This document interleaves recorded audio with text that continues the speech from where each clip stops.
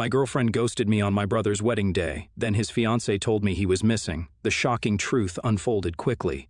On the day of my brother's wedding, everybody was getting ready to go to the ceremony. I was his best man, and I had invited my girlfriend as my +1. We have been dating for 3 years now, and I was planning to pop the question soon. So I had spoken to my brother about it, and he was super excited for me. He was marrying his childhood friend, and even I was super close to her. We all grew up together. Everybody was in a rush to get to the ceremony hall. Nobody wanted to be late. I planned to go ahead and make sure everything was in place. I was there about 3 hours earlier, helping with the arrangements. I had texted my girlfriend, saying that I had already gone ahead and that she should meet me there. Some time passed and I didn't receive a confirmation from her. Today was important, and I had gotten her confirmation early on, saying that she would be here with her family. I was a bit stressed out since she wasn't replying. I called her too, but got no answer. I left her a text telling her to get back to me ASAP. Yes, today was my brother's wedding, but that was not the only thing happening today. My brother had spoken to his fiancée about me wanting to propose, and they decided that their wedding reception would be perfect for it. I had given my girlfriend a couple of hints by asking her questions about the ring, taking her to get her nails done, and so on. It was very subtle, but I kept her on her toes. My brother's fiancée suggested proposing to her during the bouquet ceremony. We planned it together, and she said that instead of throwing the bouquet, she would hand it to her, and then I could get down on one knee and ask her the question. They both were very excited and wanted to share their special day with us. I told them that I didn't want to take away their attention, but they weren't that uptight about it. Back to the whole and now, a while had passed since I first texted her, and I was confused. Did something happen? Why was she not answering me? Did I do something to anger her? Even though I was stressed out, I had to focus on the arrangements here. Once I made sure everything was good and on track, I checked the music and called up the marriage officiant. She said that she was on her way and would be here in an hour. I called up my family and informed them that everything was on track and asked them if I should come back because there was still about 2 hours left. The hotel we were staying at was a 20-minute ride away. They asked me to stay in the hall just in case. I had nothing to do now, so I tried contacting my girlfriend again, but to no avail. Was she ghosting me? We were fine when we spoke yesterday, so I don't know why she was ignoring me now. The next hour and a half were just stressful. Guests had started coming in. My brother was supposed to be here right about now. A few minutes passed, and it was getting closer to the time of the ceremony. My brother wasn't here yet. I was getting nervous. I tried calling my family, but nobody was answering. Soon there were only 15 minutes left for the ceremony, and my family weren't there. I didn't know where they were, and I wasn't able to contact them. The officiant asked me if the bride and groom were on their way, and I didn't know what to say. So I was honest with him, and he told me not to worry, and the weddings were stressful. I took a deep breath to calm myself down. A minute later, I got a call from the bride, asking me if my brother was there. I was dumbfounded. I told her no and explained to her that I was trying to contact our family, but to no avail. I could hear the stress in her voice. She asked me if my girlfriend was there, but I told her that I wasn't able to contact her either. The time of the ceremony passed, and the hall was almost full. People were waiting for the bride and groom, and if they weren't here soon, we would have to do a bit of damage control. The officiant stood on the stage and made a joke about how both the bride and groom weren't there. People took to it and chuckled. I got a call again, and this time it was from my father, who told me that my brother had already left 45 minutes ago, and that he should have reached me by now. He also said that my girlfriend had contacted my brother, and I was shocked as she hadn't responded to me all day. He told me that according to the time, they both should have reached together. I was jittery now. I had no clue what was happening, and then my father came and told me this. The bride called me up and she was in tears. She was as confused as I was, and with no news of them, she couldn't take it well either. She wasn't willing to leave the hotel with my brother not here. My family was trying to convince her that he would be here soon too, but she had already started hyperventilating. Nobody could blame her. This was the worst-case scenario and any bride's nightmare. Now, some time had passed, and the guests had started asking questions. We told them that there was trouble with the car and that it would take a little more time. Almost an hour had passed. The wedding planner arranged a few beverages for the guests, thank God for him. Soon, I got a call from an unknown number, which I answered. It was my girlfriend calling, telling me my brother was fine and that he was with her. At this point, I just had terrible scenarios running through my head. Why was my brother with her? Did he turn around to pick her up, or what? She told me to inform my family that we didn't need to panic and that they would be here soon. I tried asking her more questions, but she hung up. I was terrified at this point, but still happy that at least I knew about their whereabouts. I called my father and told him that this was the case, and he said that he would handle it. He was managing this way better than me. Soon my family was here, and the bride's car was going to pull up. I was praying that my brother would reach before them, but he didn't. The bride's car pulled up. I walked up to her, but she didn't want to step outside, so I gave her an awkward hug through the window, trying to calm her down. I could tell she was distraught and was trying to hold on while she waited for my brother to pull up. 15 minutes later, he pulled up, and I swear this was the worst type of suspense we had ever experienced. My girlfriend got out of the car first and walked around and opened the door. We didn't know what to expect. Even my girlfriend's family had reached out before her, so I didn't know what she was doing with my brother. They had parked in front of us so the bride could see too. She pulled her head out of the window, holding onto the glass as my brother stepped out. The number of emotions that went through me was ridiculous. Horror, worry, surprise. I called him an idiot in my head. I don't know how, but there he stood with a cast around his arm and a string wrapped around his other shoulder, holding it up. What had this idiot managed to do in between moving from the hotel to the hall? His bride got out and ran to him, crying and hugging him. He winced a bit. His hand hurt. My girlfriend stood awkwardly, trying to move away from them with a sheepish smile. I put two and two together, and somehow she was involved with what happened, and I didn't know how.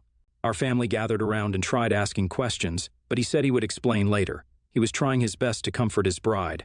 He had made her live her nightmare, and he wasn't going to get out of this for the rest of his life, even if his hand was fractured, which I later came to know.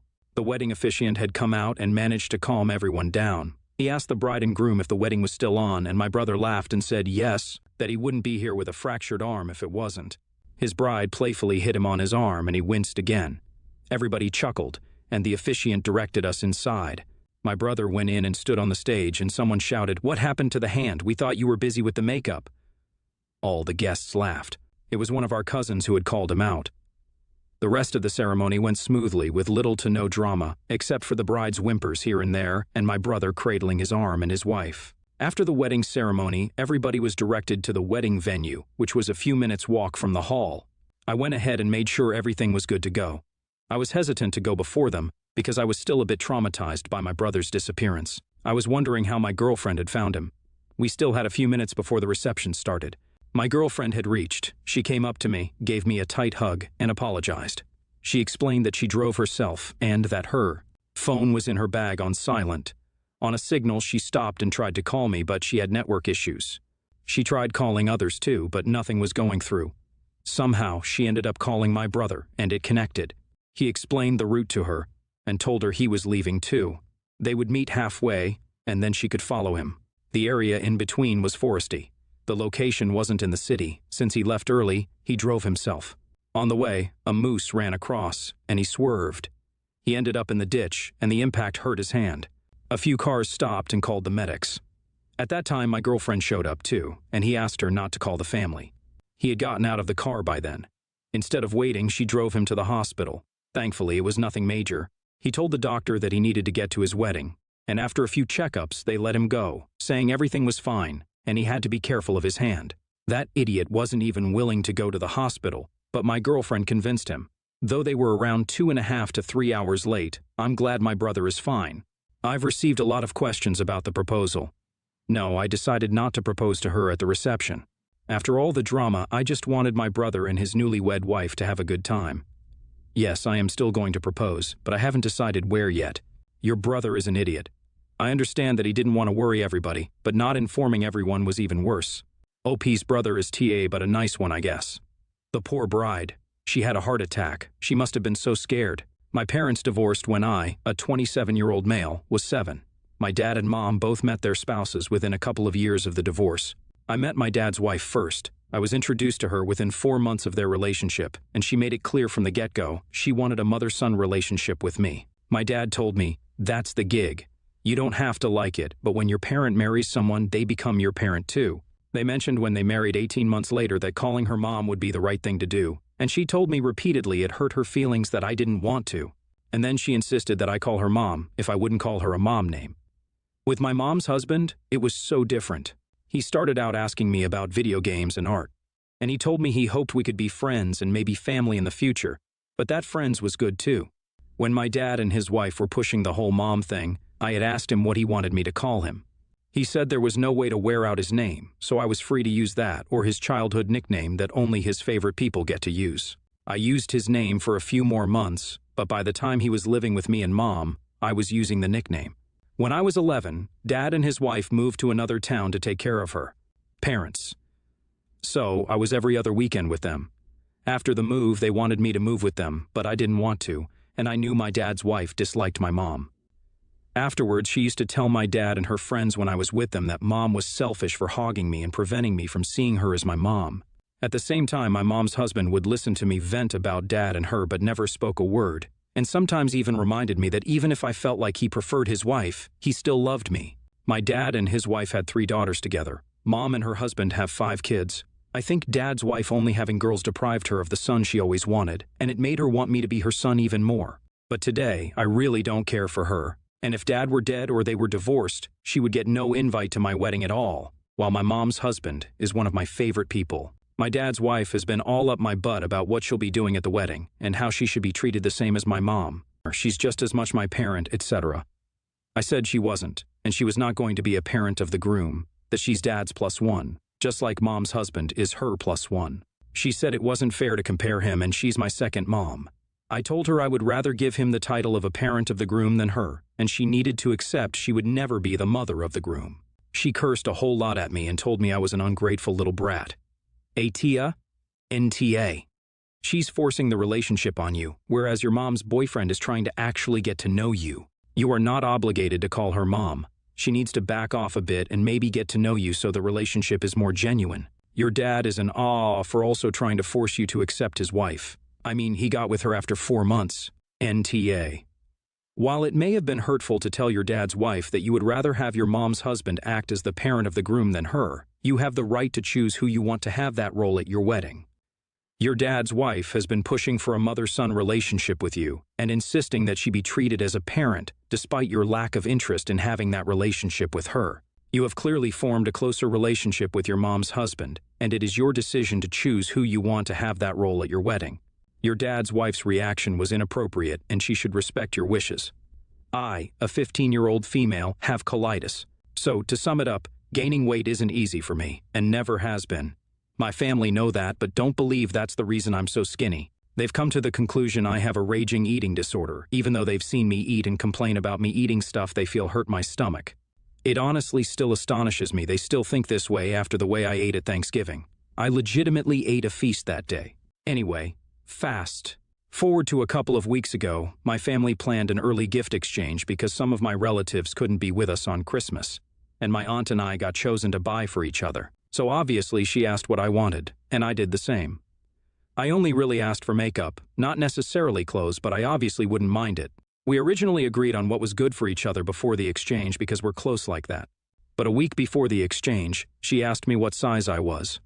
I obviously told her excitedly because she has a really good style. I'm a 00 or an extra small, just FYI. But fast forward to the day of the exchange, and we were all opening gifts, and I go to open mine, and I see this really pretty sundress, but in 4 sizes too big. So I asked if she maybe had gotten it bigger by mistake, but what she said next shook me to my core. She went on to say that she had basically gotten it to encourage me to gain weight, because starving myself isn't healthy, and she really cares about me. I literally was fuming, especially because she knows about how insecure I am about my weight and about my colitis. So, I ultimately stormed out and walked home. Our houses are within walking distance.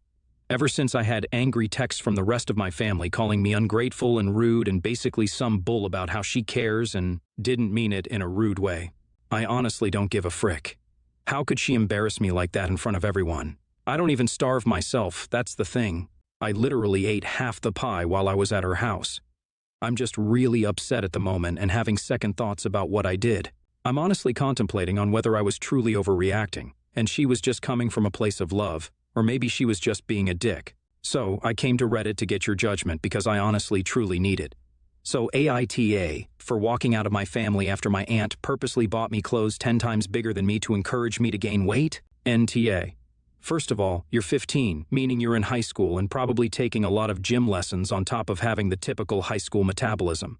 It is normal for girls your age to be a 00X small during that phase. Some bodies legit do not mature until a woman is about 20, when she notices a change in curves and weight. It is normal growth behavior. On top of that, you have a disability that affects your weight gain. You're eating as much as you can within reason. If you're not gaining weight, big deal. Focus on staying as healthy as you can with nutrients and vitamins according to your doctor's orders. So, walking out after your aunt, who claims she is close to you, did that is 100% justified.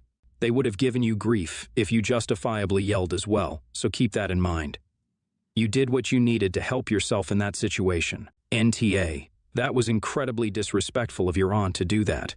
And the whole family is disrespecting you by not believing you. I really can't fathom why they wouldn't understand your health condition is the factor affecting your weight. They ignore you telling them this and try to get you to conform to their standards of what is acceptable when it's outside of your control. Your aunt probably wasn't trying to be a dick, but the reality is that was a massive dick move, and you're totally justified in storming out and being upset. Sorry you had to deal with that.